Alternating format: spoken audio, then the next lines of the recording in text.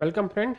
नमस्कार मित्रों, संजय की पाठशाला में आपका स्वागत है। मेरा नाम पुरुषोत्तम पराशर है और आज हम इकॉनमी के सेक्शन देखते हैं और इकोनॉमी के सेक्शन करंट अफेयर के थ्रू देखने की कोशिश करते हैं, क्योंकि ज़्यादातर सवाल जो इकॉनमी के बनते हैं वो करंट अफेयर से रिलेटेड, जो अभी रिसेंट में कोई घटना घटती होती है उसी से रिलेटेड बनते हैं। तो हम करंट अफेयर को मद्देनज़र रखते हुए अपने इकोनॉमी का टॉपिक आज स्टार्ट करते हैं।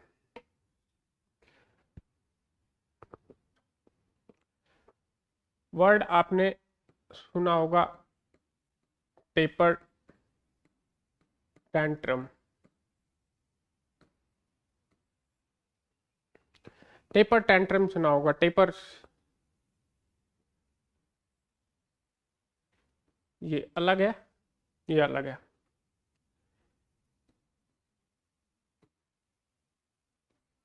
इकॉनमी में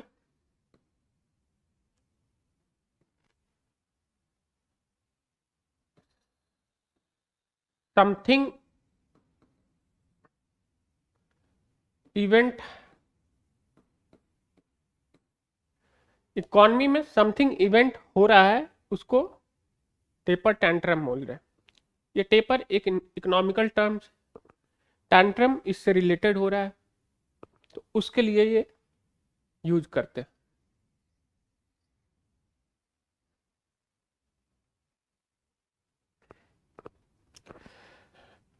नॉर्मली यूएसए का, जैसे इंडिया का आरबीआई है, इंडिया का आरबीआई है जो इसकी मॉनेटरी पॉलिसी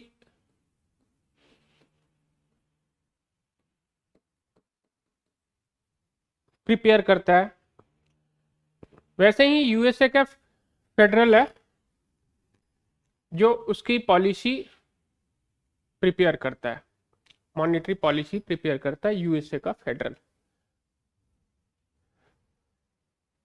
यूएसए का फेडरल इसकी मॉनेटरी पॉलिसी। अब हम यूएसए को क्यों देख रहे हैं? यूएसए का देखने का रीजन यह है क्योंकि इसकी कोई भी, इसकी फेडरल का reserve policy, federal reserve policy कोई भी प्रिपेयर होती है, वो इंडिया के इकोनॉमी पे इम्पैक्ट कर पड़ता है। और कैसे कैसे इम्पैक्ट पड़ता है उस सारे चीज़ों को देखेंगे। उससे रिलेटेड जितने भी टर्मिनोलॉजी आएंगी उस टर्मिनोलॉजी का डेफिनेशन देखेंगे। वो उसके से रिलेटेड कुछ एक्ट आता है तो एक्ट देखेंगे, और वो कैसे इम्पैक्ट डालता है वो इम्पैक्ट को भी समझने की कोशिश करेंगे। तो मॉनेटरी पॉलिसी में दो तरीके की पॉलिसी होती है।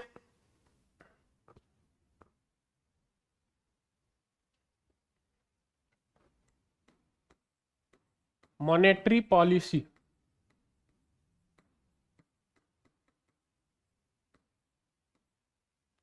एक होता है एक्सपांशनरी, एक होता है नैरो।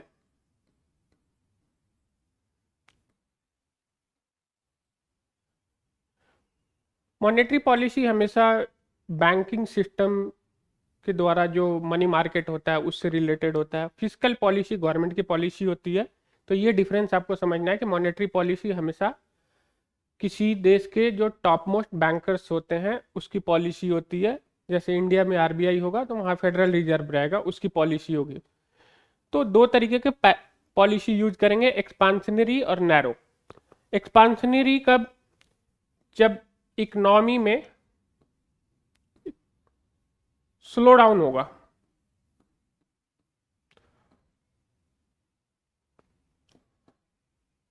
और नैरो इन्फ्लेशन के केस में इकॉनमी इस समय बूम पे है,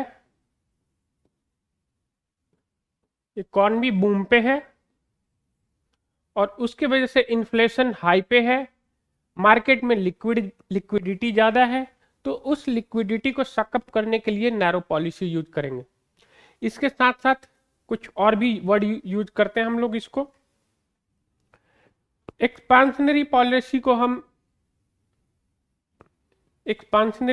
को हम क्वांटिटेटिव ईजिंग भी बोलते हैं। क्वांटिटेटिव ईजिंग, क्वांटिटेटिव ईजिंग में होता है बेसिकली लो इंटरेस्ट पे मनी को मार्केट में सप्लाई करना, जिससे लोगों के हाथ में पैसा पहुंचे, लोग परचेज करें, परचेज करने से गुड्स के डिमांड बढ़ेंगे, सर्विस के डिमांड बढ़ेंगे, फिर उसकी प्रोडक्शन बढ़ेगी, प्रोडक्शन बढ़ेगी तो एम्प्लॉयमेंट बढ़ेगा, एम्प्लॉयमेंट बढ़ेगा तो गवर्नमेंट, लोगों के जेब में सैलरी आएगी, गवर्नमेंट के जेब में टैक्स आएगा और इस तरीके से इकोनॉमी रिवाइवल होगा। तो ये इसकी क्वांटिटेटिव ईजिंग भी बोलते हैं। इसको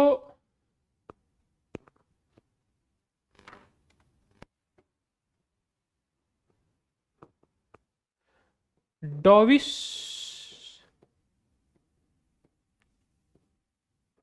पिजन, एग्जैक्टली पिजन नहीं, उसी की स्पीशीज होता है डॉविस, तो इसको डॉविस पॉलिसी भी बोलते हैं।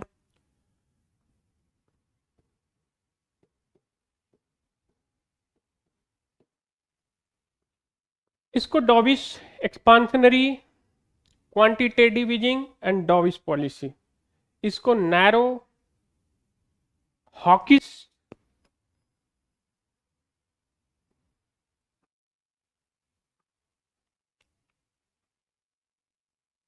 ये कुछ टर्मिनोलॉजी है जो आपसे क्वेश्चन एमसीक्यू में बनेंगे कि नैरो पॉलिसी क्या होता है, हॉकिस पॉलिसी क्या होता है, मॉनेटरी पॉलिसी कौन यूज करता है, एक्सपांशनरी पॉलिसी कब यूज करते हैं, नैरो पॉलिसी कब यूज करते हैं, जब इन्फ्लेशन को चेक करना है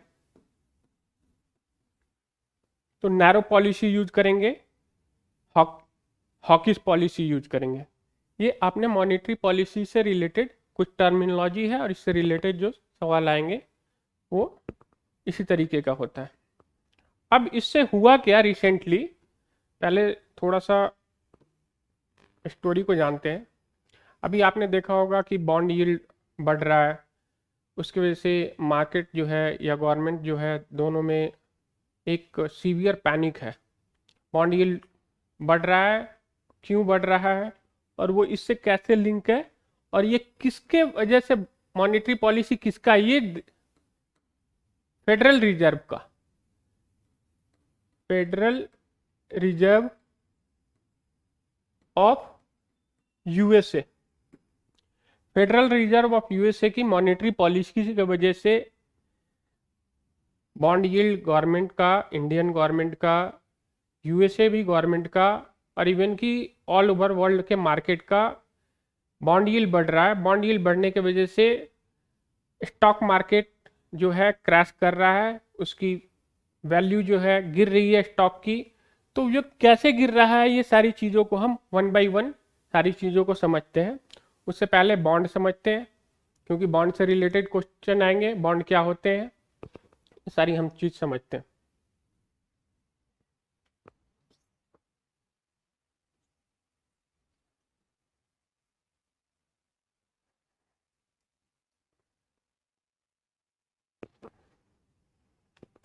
पहले बॉन्ड देखते हैं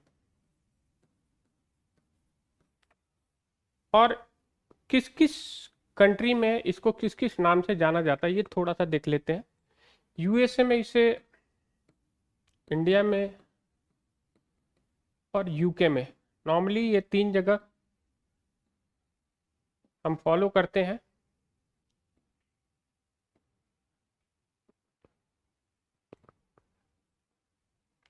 यूके में गिल्ट, इंडिया में गवर्नमेंट सिक्योरिटी,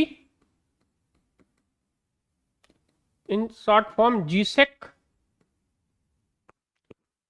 और यूएसए में ट्रेजरी।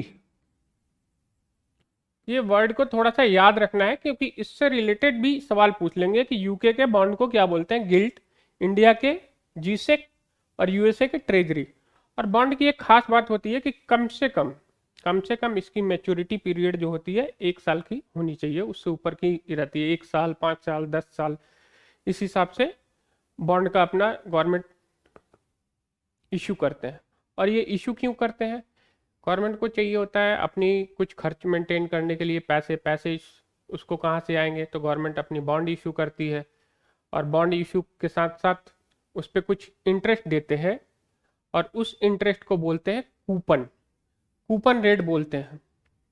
तो इस बॉन्ड के साथ एक चीज और क्या आता है, कूपन रेट या कूपन बोल सकते हैं।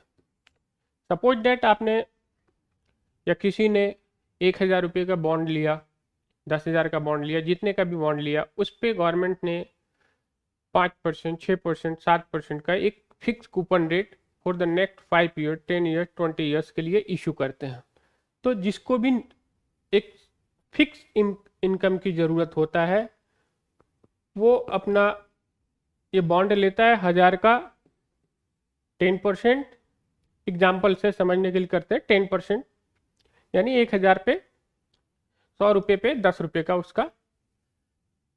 उसको कूपन मिलता है। अब इस कूपन रेट को अगले 10 साल के लिए फिक्स रहता है। जितने भी मैच्योरिटी पीरियड रहती है उसके लिए till the maturity period this coupon rate will be fixed, ये चेंज नहीं होने वाला है, मैच्योरिटी और ये कूपन रेट। लेकिन ये जो है इनकम जो है फिक्स है। लेकिन सपोज दैट जब मार्केट स्टेबलाइज है, इकोनॉमी अच्छा परफॉर्म कर रही है, तो उस दौरान स्टॉक मार्केट में लोग प्रीफर करते हैं पैसे को लगाना। स्टॉक मार्केट इसमें प्रीफर करते हैं पैसे को लगाना। तो क्या करेंगे वो, अब 7%, 5%, 6% पे जो मिल रहा है और स्टॉक मार्केट में 10%, 12%, 15%, 20% तक भी रिटर्न मिलेगा, तो लोग प्रीफर करेंगे कि यहाँ से इस बॉन्ड को सेल करके और इस स्टॉक मार्केट में एंट्री कर जाए। तो इस स्टॉक मार्केट में कैसे एंट्री करेंगे, इसके लिए इनको हटाना पड़ेगा क्योंकि पैसे उनके पास तो वही है, 1,000 रुपये ही है। जैसे ही यहाँ से इनको देखते हैं कि स्टॉक मार्केट ऊपर की तरफ जा रहा है, ये इसको सेल करना शुरू कर देंगे, इसको सेल करेंगे। सेल करने से क्या होगा, इसका प्राइस गिरना शुरू हो जाएगा।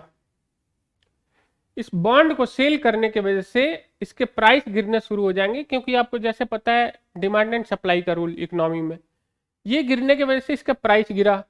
लेकिन ये आप देखेंगे कूपन रेट जो है फिक्स है, कूपन रेट फिक्स है। इससे क्या होगा, इसको सेल करेंगे, बॉन्ड यील्ड यही टर्म आता है, ये बढ़ जाएगा।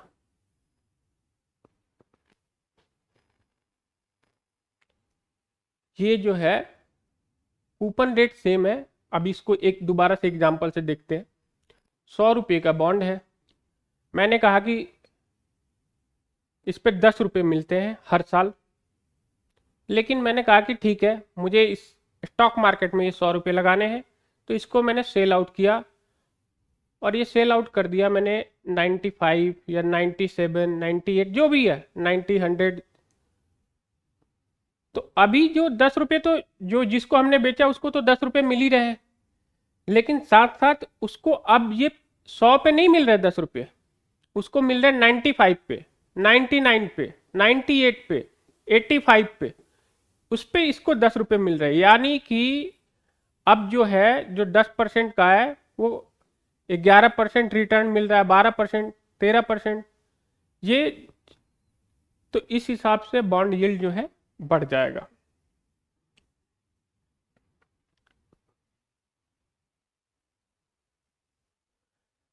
यानी हमने एक फॉर्मूला बनाते हैं,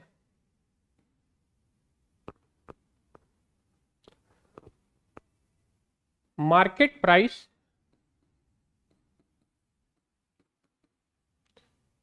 inversely proportional to bond yield. जो मार्केट प्राइस है, मार्केट प्राइस बढ़ा, बॉन्ड यील्ड कम हुआ, मार्केट प्राइस घटा, बॉन्ड यील्ड बढ़ गया। अब मार्केट प्राइस कब बढ़ेगा? अभी तो हमने घटते हुए देखा, समझने की कोशिश की, इकोनॉमी सब कुछ ठीक ठाक चल रही है, स्टॉक अच्छे परफॉर्म कर रहे हैं, कंपनियां अच्छे परफॉर्म कर रही हैं, तो लोग ज्यादा हाई रिटर्न के लिए स्टॉक की तरफ गए तो बॉन्ड को सेल कर दिया। अब इस लॉकडाउन में देखते हैं 2020, 2008,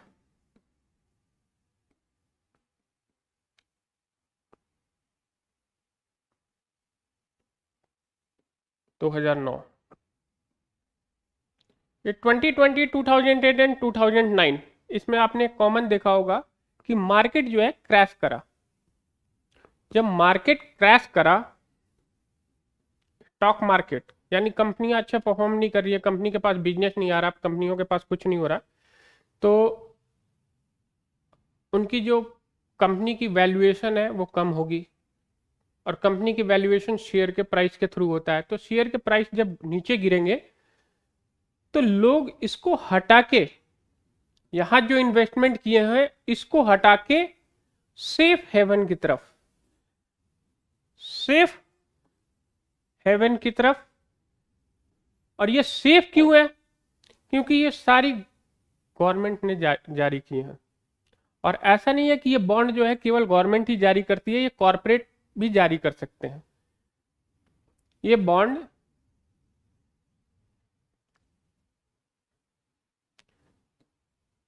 कॉरपोरेट बॉन्ड भी हो सकता है और गवर्नमेंट से भी हो सकता है। यहां रिस्क हाई है, रिटर्न भी हाई होगा।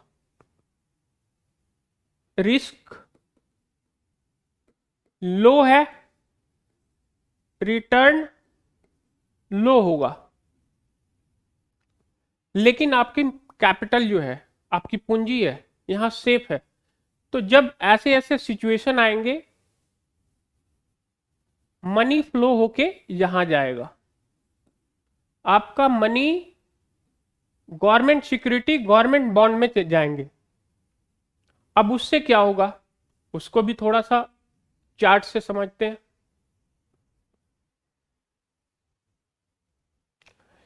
यहां आपने देखा बॉन्ड का डिमांड जो है,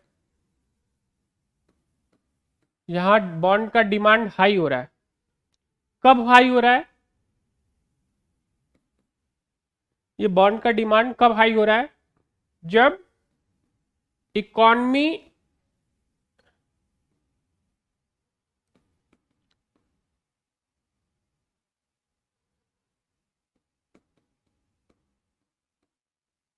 नॉट डूइंग वेल,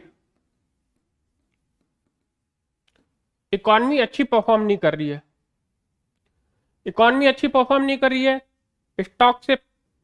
स्टॉक अच्छे परफॉर्म नहीं कर रहे, तो ये पैसा, यहां से पैसा जाएगा बॉन्ड मार्केट में, बॉन्ड मार्केट में डिमांड बढ़ेगा। अब जो 100 रुपये का बॉन्ड जो गवर्नमेंट ने इशू किया था, ये पर्सन इस 100 रुपये का डिमांड बढ़ जाएगा। ये अब लोग 101, 102, 105, 106 ऐसे इस पे बढ़ेंगे, लेकिन इस पे कूपन रेट वही रहेगा, लेट से 5%, 10%, जो भी रहेगा, जो 100 रुपये पे 5 रुपये, 6 रुपये जो भी दे रहे हैं वो फिक्स है। तो आपने फिर अगेन वही होगा, market price is inversely proportional to bond yield. अब इसको देखते हैं कि यील्ड रेट जो है वो क्यों बढ़ रहा है। यूएसए में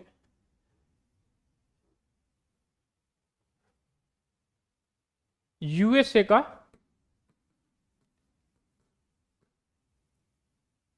यील्ड रेट बढ़ रहा है। ऐसा क्यों हो रहा है? क्योंकि वहां की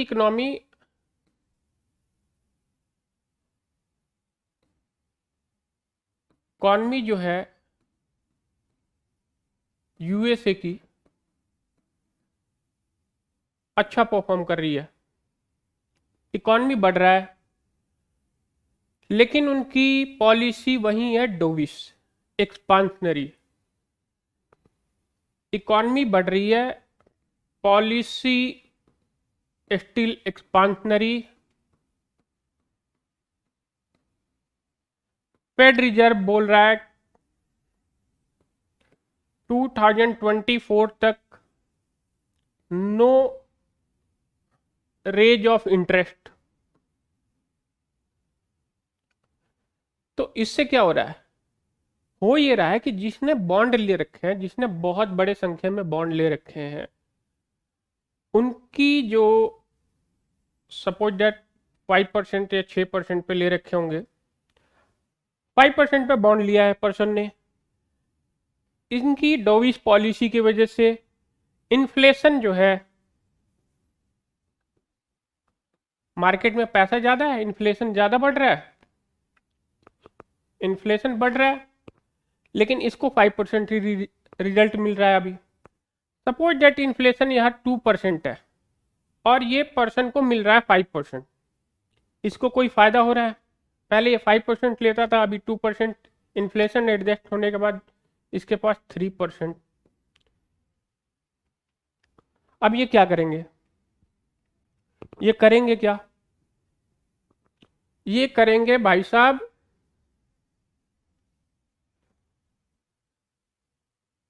सेल ऑफ बॉन्ड, ये बॉन्ड को बेच देंगे। जैसे ही बॉन्ड को बेचा इन्होंने, बॉन्ड का प्राइस जो है, प्राइस कम हुआ, यील्ड बढ़ गया।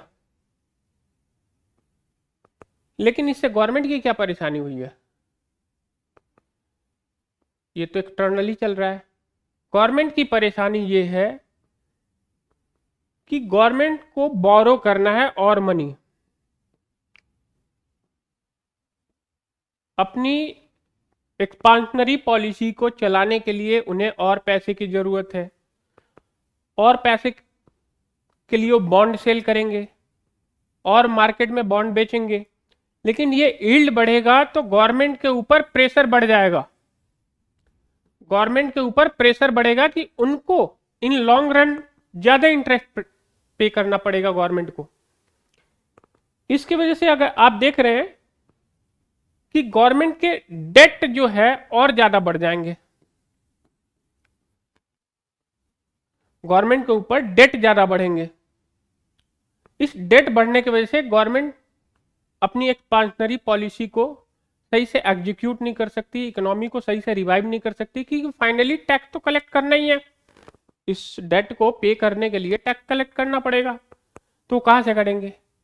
तो एक दिन फिर वो दोबारा से इकोनॉमी डाउन की साइड जाएगा अगर ज्यादा किसी से टैक्स कलेक्ट करेंगे। तो ये बैलेंस मेंटेन करने के लिए गवर्नमेंट को हो रही है यहां दिक्कत। अब एक और बनाते हैं यहां कि इंटरेस्ट से, आपने पहले देखा मार्केट प्राइस, इसको सही से नोट डाउन करना, market price inversely proportional to bond yield. एक आपने ये देखा, अब दूसरा देखते हैं, इसको सही से देखते हैं। इसके बाद आपका बॉन्ड से रिलेटेड, कूपन रेट से रिलेटेड सारे क्वेरी सॉल्व हो जाएंगे। इंटरेस्ट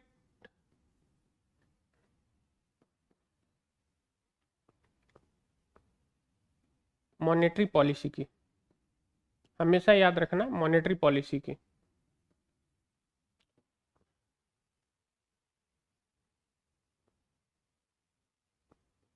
इंटरेस्ट इसके बढ़ा दिया, इंटरेस्ट मॉनेटरी पॉलिसी का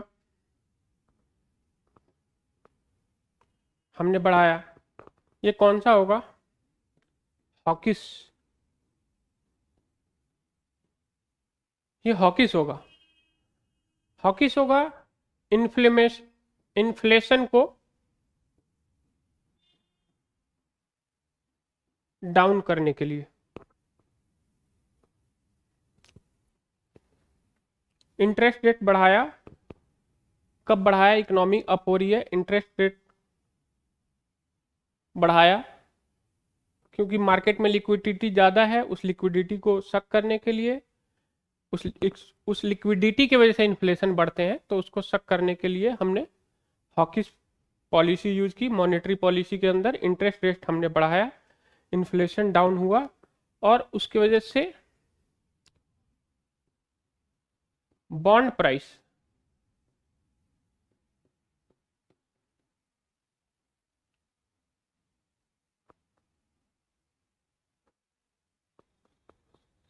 बॉन्ड प्राइस नीचे आएगा और बॉन्ड यील्ड ऊपर आएगा। सवाल बनता है कि इंटरेस्ट रेट अगर ज्यादा होता है, पॉलिसी क्या कहलाएगी? हॉकिश। उससे क्या इम्पैक्ट पड़ेगा? बॉन्ड प्राइस पे कम होगा और बॉन्ड यील्ड ज्यादा होगा। अब इसको एक अपोजिट साइड में देखते हैं। डोविस पॉलिसी है, इंटरेस्ट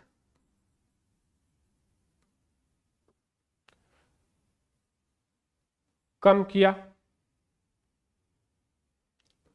इन्फ्लेशन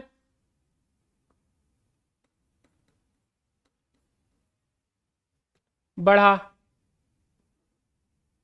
इन्फ्लेशन बढ़ा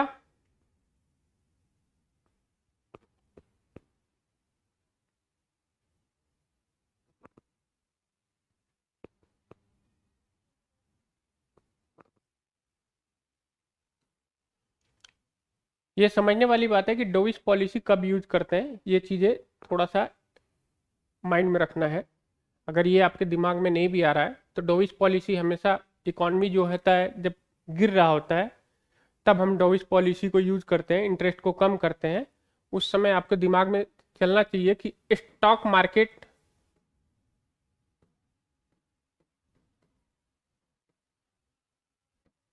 अच्छा परफॉर्म नहीं कर रहा है, तो लोग यहां से सेफ हेवन की तरफ जाएंगे।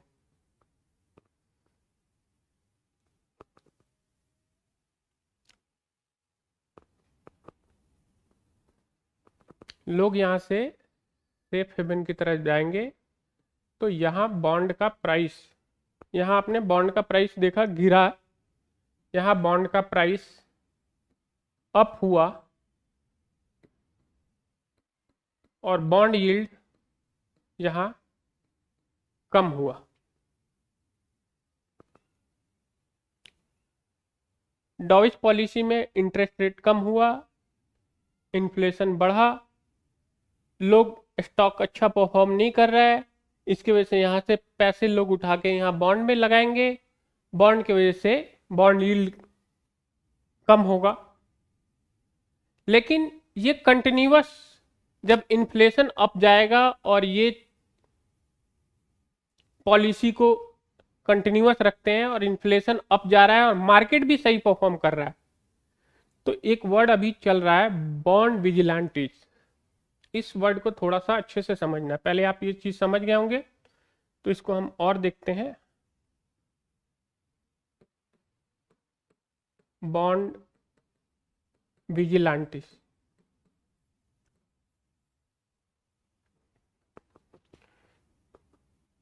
इनका काम क्या है? ये बेसिकली एक बॉन्ड इन्वेस्टर है। ये लोग हैं बॉन्ड इन्वेस्टर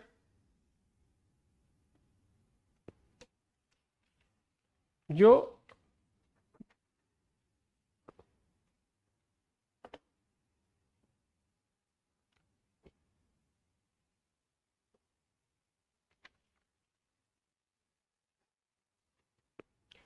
बॉन्ड मार्केट में इन्वेस्ट करते हैं।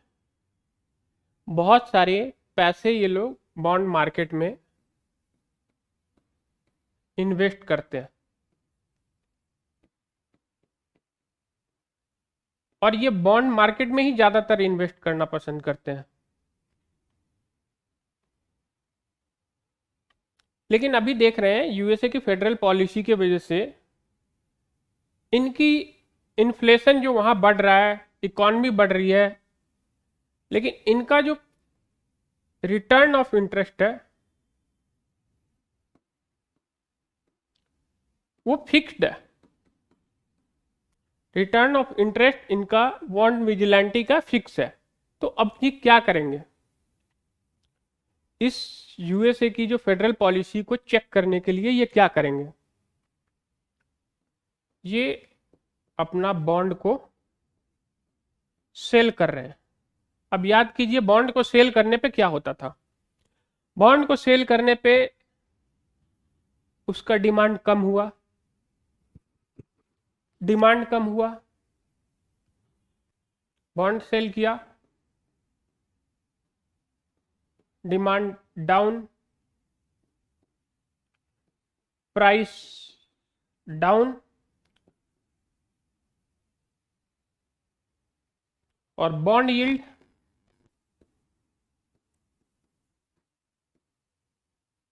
गोज अप, बॉन्ड यील्ड जो है ऊपर की तरफ जाएगा। डोविस पॉलिसी अभी यूएसए की गवर्नमेंट, यूएसए की फेडरल रिजर्व यूज कर रहा है।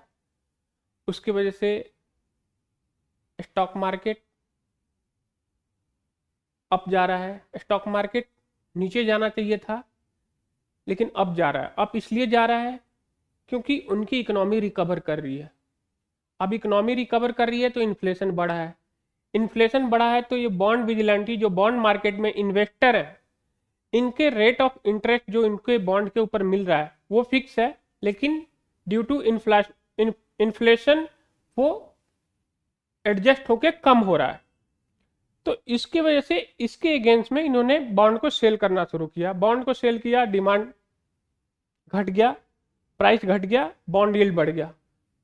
अब गवर्नमेंट की क्या परेशानी है, वर्ल्ड की बहुत सारी गवर्नमेंट को बॉन्ड मैच्योरिटी का टाइम आ गया, क्योंकि बॉन्ड मैच्योर का डेट होता है, हमने शुरू में देखा 5 साल, 10 साल, 15 साल। अब वो उस चीज़ को वापस लेना पड़ेगा और फिर उनको दोबारा इशू करना पड़ेगा। लेकिन बॉन्ड यील्ड बढ़ा हुआ है, डिमांड कम है, तो लोग बॉन्ड को हायर प्राइस पे, बॉन्ड को उनको हायर इंटरेस्ट पे, गवर्नमेंट को हायर इंटरेस्ट पे इस बॉन्ड को सेल करना पड़ेगा। कूपन रेट बढ़ जाएगा। उससे क्या होगा, गवर्नमेंट को ज्यादा इंटरेस्ट पे करना पड़ेगा। गवर्नमेंट की इनकम है कम, गवर्नमेंट को इंटरेस्ट ज्यादा पे करना पड़ रहा है, तो गवर्नमेंट को परेशानी होगी। और इस परेशानी से बचने के लिए गवर्नमेंट अभी ओपन मार्केट ऑपरेशन, इनकी अलग अलग जो बैंक है, ओपन मार्केट ऑपरेशन के थ्रू ये जो बॉन्ड जो नीचे गिरा है, जो इसकी डिमांड कम हुई है, इसको इन्होंने दोबारा से खरीदा है। और इसको खरीदने की वजह से बॉन्ड की जो प्राइस है, बॉन्ड यील्ड जो है स्टेबलाइज हुआ है। इंडिया में ऑलमोस्ट जो बॉन्ड यील्ड कुछ दिन तक 5.8%, 5.9% तक चल रहा था, वो 6.2% ऑल टाइम हाई। ऐसे ही फेडरल की 1.2 समथिंग 1.8% तक पहुंच गया। तो ये इसकी वजह से उनको परेशानी हो रही है। अब ये सारी चीज हमने समझ लिया। बॉन्ड से रिलेटेड हमने क्या क्या देखा, एक बार समराइज कर लेते हैं।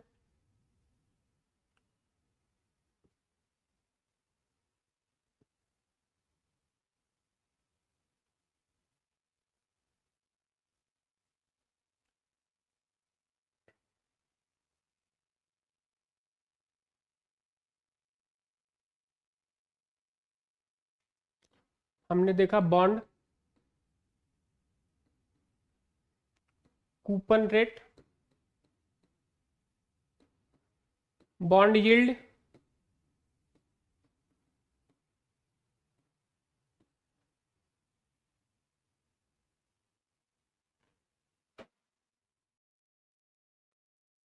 अब हम देखते हैं ये बॉन्ड यील्ड जो यूएसए में बढ़ा है, इंडियन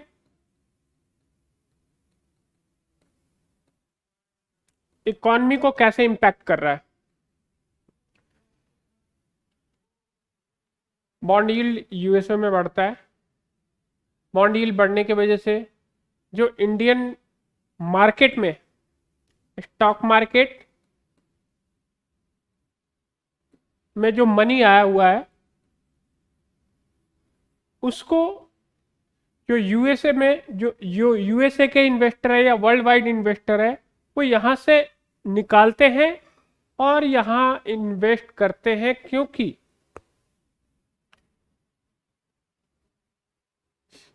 स्टॉक मार्केट इंडिया का इससे पैसे निकालते हैं और बॉन्ड यील्ड जो यूएसए का बढ़ा हुआ है उसमें इन्वेस्ट करना शुरू कर देते हैं। जो एफआईआई, एफडीआई, पार्टिकुलरली एफआईआई और एफपीआई से जो इंडियन मार्केट में पैसा आया हुआ है, ये निकल के जा रहा है यूएसए मार्केट में। और वो क्यों जा रहा है? क्योंकि यूएसए का मार्केट सेफ माना जाता है और यूएसए का ट्रेजरी यील्ड,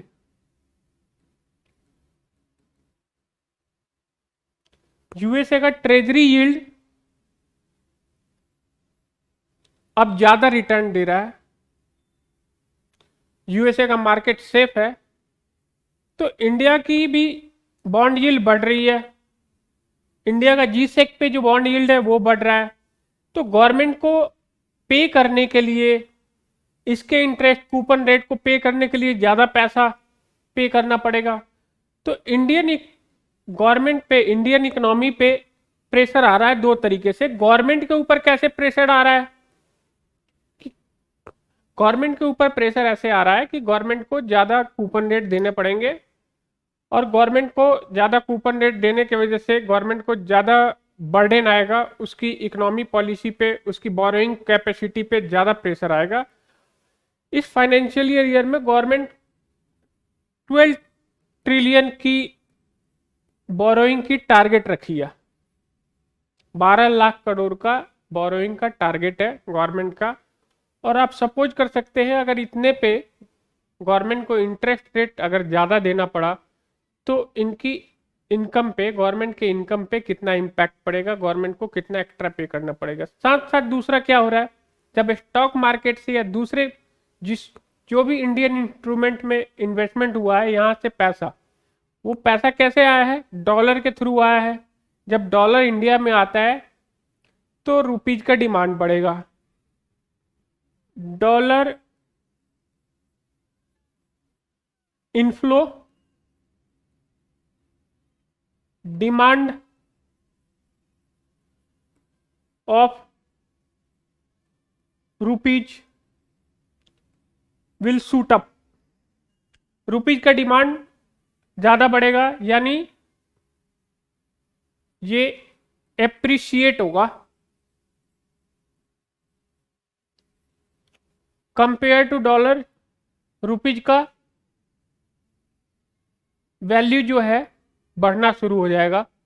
जो सपोज दैट $1 75 रुपीज के हुआ करते थे,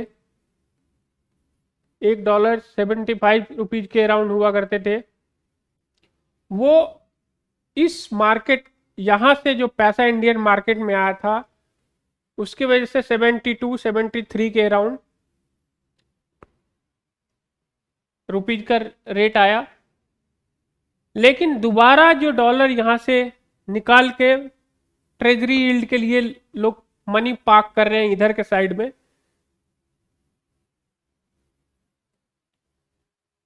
rupees will start to depreciate.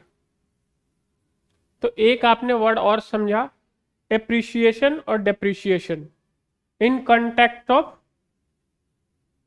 Dollar. इससे क्या इम्पैक्ट पड़ेगा? अगर हमारे रुपीज का रेट अगर अच्छा मिल रहा है वर्ल्ड मार्केट में, तो जब हम, जैसा आप जानते हैं कि हमारे ज़्यादातर इंपोर्ट करते हैं और डॉलर के थ्रू ही इंपोर्ट होता है, ज़्यादातर वर्ल्ड की करेंसी में डॉलर को यूज करते हैं। जहां आप $1 के लिए 72 रुपीज़ दे रहे हैं, वहां दोबारा से आपको 75 रुपीज़ देना पड़ेगा और जो इम्पोर्टर है उसको ज़्यादा नुकसान होगा, और ज़्यादा इम्पोर्ट करते हैं तो हमें ज़्यादा नुकसान होगा। तो एक तरीके से एक तरफ गवर्नमेंट को ज़्यादा पे करना पड़ रहा है, वो परेशानी है, और दूसरी परेशानी आ रही है क्योंकि हमारा करेंसी की वैल्यू है वो डिप्रिशिएट हो रहा है। तो एक ये परेशानी आपने समझा कि कैसे इंडियन मार्केट को यूएस की ट्रेजरी यील्ड जो बढ़ रही है वो इंडियन मार्केट को परेशान कर रहा है। अब एक और टर्म्स है बॉन्ड से ही रिलेटेड, 81 बॉन्ड और परपिचुअल बॉन्ड। इसको समझते हैं ये क्या है, क्योंकि जब हम आज पूरी बॉन्ड से रिलेटेड और बॉन्ड से रिलेटेड जो पूरे वर्ल्ड पे कैसे इम्पैक्ट पड़ रहा है, स्टॉक मार्केट पे, गवर्नमेंट पे, मॉनेटरी पॉलिसी पे, सारे पे कैसे इम्पैक्ट, इंटरेस्ट रेट पे, वो सारे जब समझे तो एक ये भी टर्म आ रहा है 81। ये 81 stand for additional tier 1 bond. ये किस टाइप का बॉन्ड है? अभी तक आपने जो भी मेरी बातों अगर ढंग से सुना होगा तो आपने नोटिस किया होगा कि मैंने हर जगह यूज किया है कि ये इनका सबका मैच्योरिटी पीरियड है, इनकी मैच्योरिटी पीरियड है। लेकिन अगर आपने इस वर्ड को समझते हैं परपिचुअल, इसमें कोई मैच्योरिटी नहीं है, ये बढ़ता ही जाएगा, टाइम फ्रेम के साथ ये बढ़ता ही जाएगा।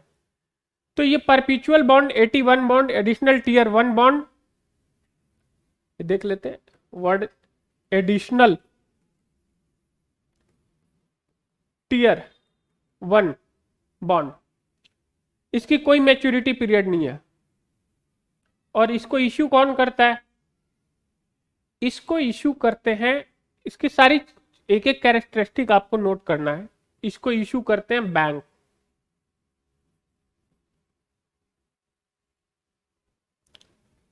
टू मेंटेन, सवाल सारे एडिशनल टीयर 1 बॉन्ड की कैरेक्टरिस्टिक आप नोट करते जाएं। परपिचुअल बॉन्ड की, एडिशनल टीयर 1 बॉन्ड की, एक तो मैच्योरिटी नहीं होती, issuer bank, reason maintain capital adequacy ratio. Tier 1 type का कैपिटल है, ये भी ध्यान रखना हुआ। Capital adequacy ratio tier 1। 2008 में जब फाइनेंशियल क्राइसिस आती है यूएसए में और बहुत सारे बैंक जो हैं बैंकरप्ट हो जाते हैं, और बैंकरप्ट होने के लिए आप जानते हैं रीजन क्या है? इनके पास जब पब्लिक जाती है अपनी पार्क मनी को लेने के लिए, उनके पास पैसे नहीं होते इमीडिएट रिटर्न करने के लिए। अगर वो इमीडिएट रिटर्न कर देते तो पब्लिक की कॉन्फिडेंस मेंटेन रहता, और एक साथ में जो बहुत सारे लोग आए हुए थे उनको ऐसा नहीं लगता कि हमारा पैसा कहीं डूब गया। तो उस चीज़ों से बचने के लिए कैपिटल एडिक्वेसी रेशियो एक टर्म आता है और वो मेंटेन करना होता है, जो टीयर 1 कैपिटल होता है, और उस चीज को बैंक इशू करता है perpetual bond, 81 bond in the form of capital adequacy ratio. अब इसकी थोड़ी सी और चीजों को समझते हैं। 81 का ये आजकल क्यों चर्चा में आया है? सेबी, ये स्टॉक मार्केट को रेगुलेट करती है, कमोडिटी मार्केट को रेगुलेट करती है, एफपीआई वगैरह इन सब के लिए रूल बनाती है। इसने कहा कि जो ये 81 बॉन्ड है, परपिचुअल बॉन्ड है, जिसकी कोई मैच्योरिटी पीरियड नहीं है, ये 100 ईयर्स इसका मैच्योरिटी माना जाए, और इसमें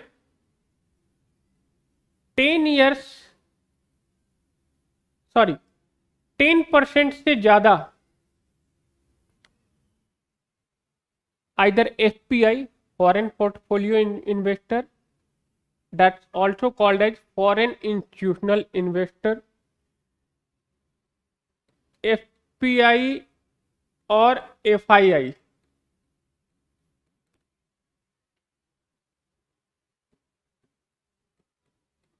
और डोमेस्टिक इंस्टीट्यूशनल इन्वेस्टर 10% से ज्यादा इस बॉन्ड को नहीं खरीदेंगे।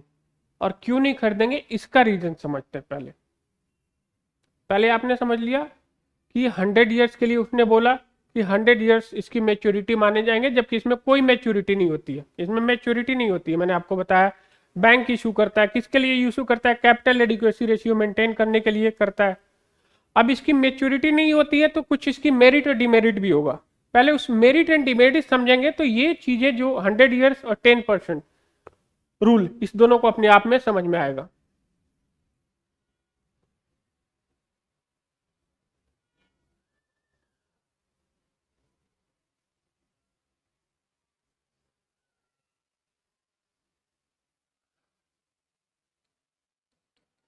AT1 बॉन्ड की मेरिट देखते हैं। जब इसकी मेरिट क्या है, इसका डिमेरिट के साथ इसका मेरिट आ रहा है। मैच्योरिटी नहीं है, ये मैच्योरिटी नहीं होने की वजह से ये रिस्कियर है। दूसरा, इंस्टीट्यूशनल बैंकिंग सिस्टम इसको यूज कर रहा है, बैंकिंग सिस्टम इसको यूज कर रहा है CAR को मेंटेन करने के लिए। यानी इनके पास पावर है, अगर इनके पास कैपिटल एडिक्वेसी रेशियो इनफ है और मैच्योरिटी इसमें चूंकि नहीं है, तो इसके साथ इनके पास कॉल ऑप्शन है। ये कॉल ऑप्शन क्या है? ये कभी भी इस बॉन्ड को कस्टमर से यानी इन्वेस्टर से बोलेंगे कि आप मेरा ये बॉन्ड वापस करो। जहां गवर्नमेंट वहां 20 साल, 10 साल, 15 साल, आपकी मर्जी है। आप उसको बेच सकते हैं, नहीं बेच सकते हैं, गवर्नमेंट को दे सकते हैं, नहीं दे सकते, वहां आपकी मर्जी चल रही है। कॉर्पोरेट बॉन्ड में या गवर्नमेंट इश्यू बॉन्ड में वहां आपकी मर्जी चल रही है। यहां इनकी मर्जी है, कॉल ऑप्शन इनके पास है। ये आपको बोलेंगे आपको वापस करना है, कल से बोल दिया कल वापस करना है, यानी कोई मैच्योरिटी पीरियड नहीं है। तो मैच्योरिटी पीरियड नहीं है, ये इसका डिमेरिट है। मैच्योरिटी पीरियड नहीं है, रिस्कियर है, तो यहां इंटरेस्ट जो होगा ज्यादा मिलता है, इंटरेस्ट जो है ज्यादा मिलता है। समझ गए? ये डिमेरिट की वजह से हायर इंटरेस्ट। पैसा DII, डोमेस्टिक इन्वेस्टमेंट इंस्टीट्यूशन, इसमें नॉर्मली कौन से होते हैं? Mutual fund, insurance sector. जब आप पैसे देते हैं इंश्योरेंस सेक्टर को, म्यूचुअल फंड को या PF वगैरह को, वो पैसा कहाँ से अर्न करते होंगे? वो मार्केट में बैंक को देते हैं, स्टॉक मार्केट में लगाते हैं। लेकिन वो पैसा किसका होता है? कॉमन पीपल का होता है। कॉमन पीपल का पैसा है, और सपोज दैट इन्होंने लगा दिया पूरी की पूरी, क्योंकि हायर इंटरेस्ट रेट है AT1 बॉन्ड में। कल को ये बैंक कहते हैं कि मैं बैंकरप्ट हो गया हूं, मेरे पास पैसे नहीं है, मेरे पास CAR कैपिटल एडिक्वेसी रेशियो नहीं है, तो इसकी और एक डिमेरिट है, ये AT1 बॉन्ड खत्म हो जाएगा। कोई इसमें से क्लेम नहीं कर सकता कि मुझे ये पैसे वापस करो। बैंक को लिक्विडेट करते हैं, इसकी सारे एसेट्स को लिक्विडेट करते हैं, तब भी ये पैसे 81 बॉन्ड वाले इनको वापस नहीं मिलेंगे। तो इसी रिस्कियर की वजह से इनका इंटरेस्ट रेट हाई है, तो सेबी ने कहा कि आप इससे 10% से ज़्यादा आप नहीं खरीद सकते। आपके पोर्टफोलियो में 10% से ज़्यादा ये नहीं खरीदें, 81 बॉन्ड टाइप का नहीं रहेगा। और 100 ईयर्स का रहा। तो गवर्नमेंट ऑफ इंडिया को ये बातें समझ में आई, म्यूचुअल फंड को जो इन्वेस्टर हैं उनको भी समझ में आया कि इससे क्या हुआ, मार्केट में पैनिक आ गया। जब आपने एक लिमिट लगा दिए, 100 ईयर्स के लिए आपने बोल दिया, एक लंबे टाइम के लिए बोल दिया, 100 ईयर्स कौन देखने जा रहा है मैच्योरिटी के लिए। तो उसके वजह से उन्होंने क्या किया कि ये बॉन्ड को सेल करना शुरू किया। इस बॉन्ड को भी सेल कर सकते हैं आप, मार्केट में आप इस बॉन्ड को सेल कर सकते हैं। इनके पास नहीं सेल कर सकते, इनको वापस नहीं कर सकते, इनकी मर्जी के ऊपर, बैंक के मर्जी के ऊपर, बैंक के कॉल ऑप्शन के ऊपर डिपेंडेंट है कि ये ले या नहीं ले। तो आपने इन सब से बचने के लिए, जो पैनिक आया है, जो आपने रिस्क आया है, उससे बचने के लिए आप मार्केट में अपने बॉन्ड को बेचेंगे। Again demand down, bond yield up, और प्रेशर बैंक पे, गवर्नमेंट पे, जो मैंने आपको पहले कंसेप्ट समझाया। अगेन इनको हायर इंटरेस्ट और देना पड़ेगा क्योंकि यील्ड बढ़ रही है। तो इससे बचने के लिए गवर्नमेंट ने सेबी को बोला कि आप जो मैच्योरिटी वाला टेन्योर है इसको आप कैंसिल करो। अभी कोई बेस सेट नहीं हुआ है कि किस समय ये मैच्योर होगा। तो इससे बचने के लिए ये मैच्योरिटी का टेन्योर गवर्नमेंट ने बोला कि अभी कैंसिल करो, हम इस पे विचार करेंगे कि इसको कैसे दोबारा से लाने की कोशिश करते हैं। तो आपने 81 बॉन्ड्स भी समझ लिया कि 81 बॉन्ड्स क्या है, किसके लिए यूज होता है, कौन इश्यू करता है, इसके साथ क्या मेरिट है, क्या डिमेरिट है, ये सारी चीज आपने समझ लिया। अब आपका क्या काम है, मैंने आपको क्या क्या समझाया है बॉन्ड से रिलेटेड, बॉन्ड कैसे बढ़ता है, कैसे अप होता है, कैसे डाउन होता है, बॉन्ड कौन इश्यू करता है, मॉनेटरी पॉलिसी से इसकी क्या लिंक है। इससे रिलेटेड जो भी आपको डाउट लगता है आप कमेंट सेक्शन में डालेंगे।